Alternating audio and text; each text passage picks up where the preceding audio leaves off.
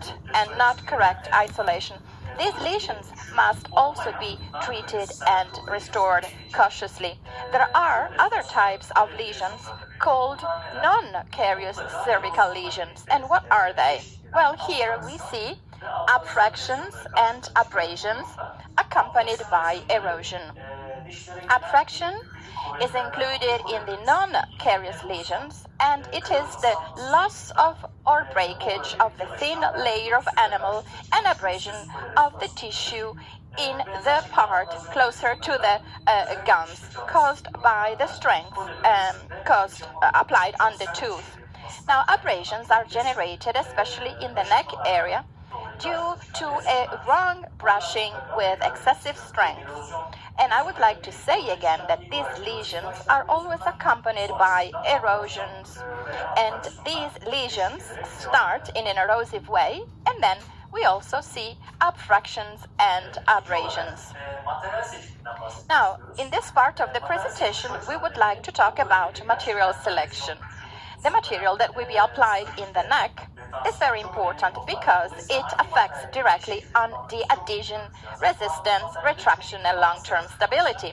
So we need to really select well the materials and also the way they will be applied. We need to know very well the materials that we will select. Many researches have been done on this, and there are many studies which compare the different materials. And after a close evaluation, I must say that composite materials applied in the cervical area are very successful from a clinical point of view, especially for non-carious lesions, where of course the resistance is a great problem. We of course need to ensure that the isolation is well done. This is really very important. Well, the new generation material, like flowables, have become a competitive alternative to the conventional ones, both from the point of view of its convenience in use and the results, success of the results. So you can also use this type of new materials. So, selection of the shade. This is the very first thing to do. This is the really first step right away. We cannot waste time with the greetings and let's say, and then say to the patient, let's wait a minute. No, first we have to do that. Of course, there are many methods.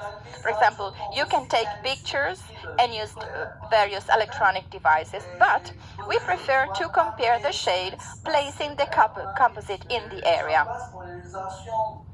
If this is not enough, then we take pictures with cross-polarization, or we can also, if we look through the filter of cross-polarizations, then we can decide in a better way for an accurate result.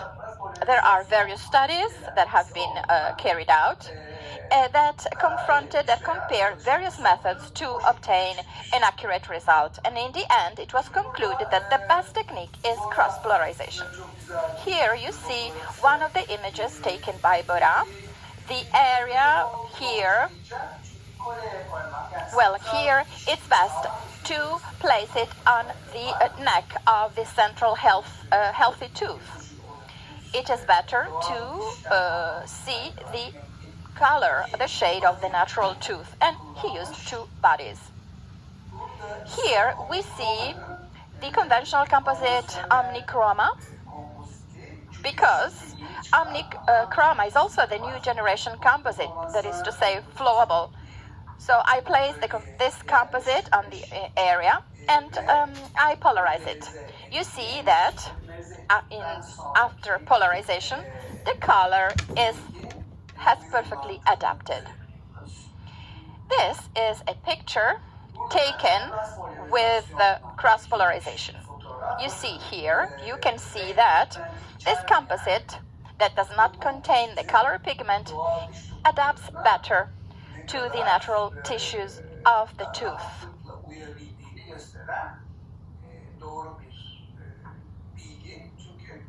Now, in this picture, well, we see that filters are really useful for us because then there are no flashes and we can see better the internal structure of the tooth.